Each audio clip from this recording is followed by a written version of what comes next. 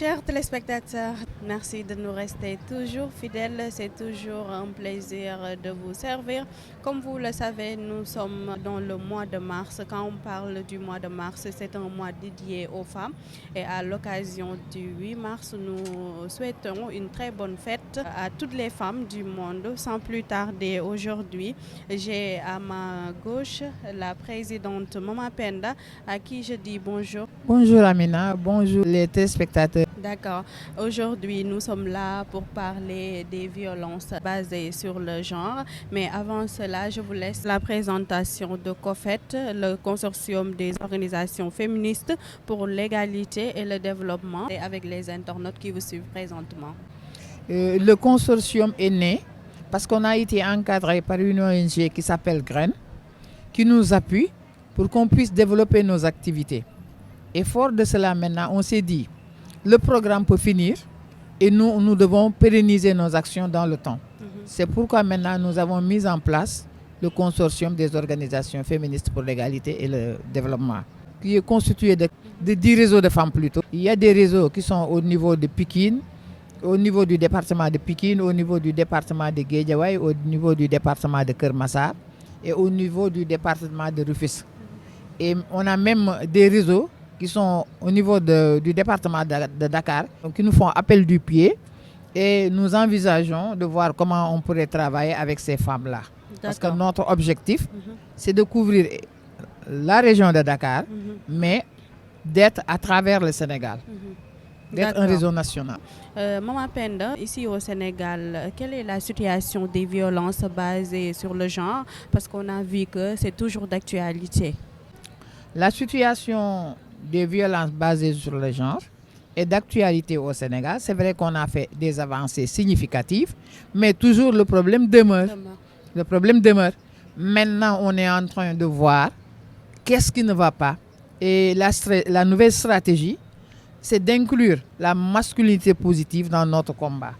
Parce que généralement, c'était les femmes qui étaient ensemble, qui discutaient de leurs problèmes. Et généralement, en tout cas, les hommes qui étaient les auteurs de violences n'étaient pas parmi nous et ne savaient pas ce que nous vivons réellement. Donc cette nouvelle démarche, nous avons vu quand même des opportunités que, en tout cas, ça peut aller. Et ça va marcher. On espère que ça va marcher et c'est sûr que ça va marcher. D'accord, on parle toujours des violences basées sur le genre. Est-ce qu'on peut savoir l'impact de ces VBG sur les femmes? Les violences basées sur le genre, d'abord, il y a les pesanteurs socioculturelles qui disent qu'une femme ne doit pas faire ceci, une femme ne doit pas faire cela, compte tenu de ces contraintes. Et parfois même, d'aucuns disent qu'il y a aussi les contraintes religieuses, et moi je n'y crois pas. Mais en tout cas, compte tenu de ces deux contraintes-là, ça pose un réel problème au niveau des femmes. Et là aussi, moi je me dis que quand on est dépendante, vraiment, ça peut créer des problèmes. Mais une femme qui a les moyens, qui est indépendante financièrement, je crois que rarement elle est victime de violence. D'accord. Chers internautes, vous êtes en train de suivre votre émission spéciale 8 mars. Comme vous le savez, le mois de mars est dédié aux femmes. À cette occasion, nous avons invité Mama Penda. Elle est la présidente de COFET. COFET, c'est le consortium des organisations féministes pour l'égalité et le développement. On a parlé tout à l'heure des violences basées sur le genre. C'est toujours d'actualité, mais c'est un phénomène qui est toujours récurrent. Mais est-ce qu'on peut savoir le lien qui existe entre ces VBG et l'autonomisation des femmes? Y a-t-il un lien entre ces deux? Il y a vraiment un lien entre ces deux. Comme je le disais tantôt, quand on est dépendante, on est victime de violence d'abord. Parce que la dépendance même est une violence. Donc, l'autonomisation des femmes, si les femmes sont formées, si les femmes sont dans des réseaux, si les femmes connaissent leurs droits vraiment et qu'elles sont indépendantes financièrement, il y aura moins de violence. Et je dirais même qu'il n'y aurait pas de violence parce qu'une femme qui est indépendante financièrement n'est pas victime de violence ou c'est très très très rare. Qu'est-ce qui mettrait fin à ces violences? Elles seront-elles réduites dans l'avenir ici au Sénégal? Moi, je crois que les violences basées sur le genre seraient réduites sensiblement si les femmes sont autonomes L'autonomisation maintenant, il y a beaucoup de composantes dans l'autonomisation parce qu'il faut que la femme soit formée d'abord, il faut que la femme ait un métier, il faut que la femme soit indépendante financièrement, mais il faudrait que aussi la femme connaisse ses droits. Et si la femme connaît ses droits maintenant, elle serait indépendante, ça c'est sûr. Parce que la méconnaissance des droits est aussi un problème de violence. L'autonomisation des femmes, est-ce une réalité au Sénégal? L'autonomisation des femmes, on est sur la voie d'être autonome. Parce que présentement, en tout cas, on est formé, on est formalisé, on a des ONG comme Graines qui nous appuient. Donc, on est sur la voie de l'autonomisation. Mais il nous reste encore beaucoup de pas à franchir. D'accord.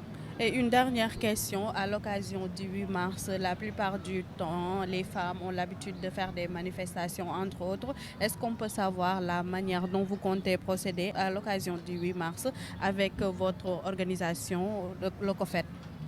Donc, le COFED a choisi cette année d'organiser le 7 mars. En tout cas, pour célébrer ces braves femmes d'Ender qui se sont immolées, donc, en tout cas, pour ne pas devenir des esclaves.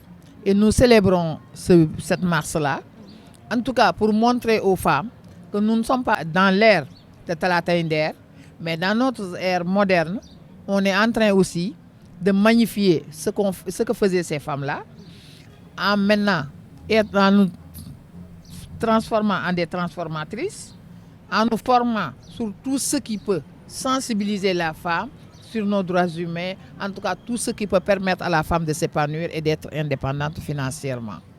Et nous nous battons sur 3 leviers. D'abord, la formation, la formalisation et des financements pour pouvoir vraiment créer des entreprises et que les entreprises ne soient plus un rêve, mais une réalité au Sénégal. D'accord, merci Maman Penda. L'émission tire à sa fin. Quel est votre dernier mot?